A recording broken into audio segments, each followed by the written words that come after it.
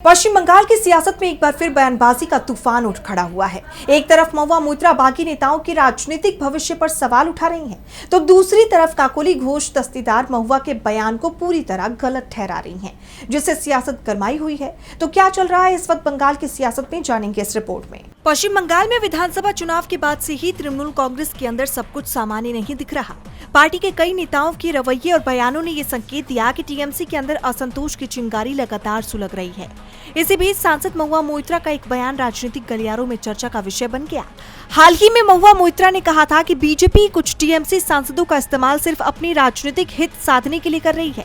उनका दावा था कि डिलिमिटेशन बिल पास होने के बाद इन नेताओं की उपयोगिता खत्म हो जाएगी और उनका राजनीतिक भविष्य भी अंधकार में चला जाएगा।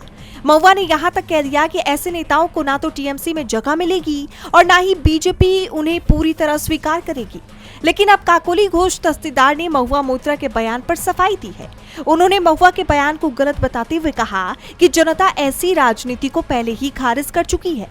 उनके मुताबिक जनादेश साफ है और लोग नेताओं के भविष्य का फैसला बयानबाजी से नहीं बल्कि वोट के जरिए करते हैं। जैसे आप जानते हैं कि टीएमसी बीजेपी पर अपनी पार्टी को पूरी तरह से तोड़ने का आरोप लगा रही है और इसी का नतीजा है कि टीएमसी के कई सांसद पार्टी से इस्तीफा दे चुके हैं।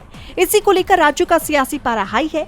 फिलहाल काकोली घोष दस्तीदार और महुआ मोइत्रा के बीच छिड़ी ये जुबानी जंग बंगाल की राजनीति को और गरमाने वाली है।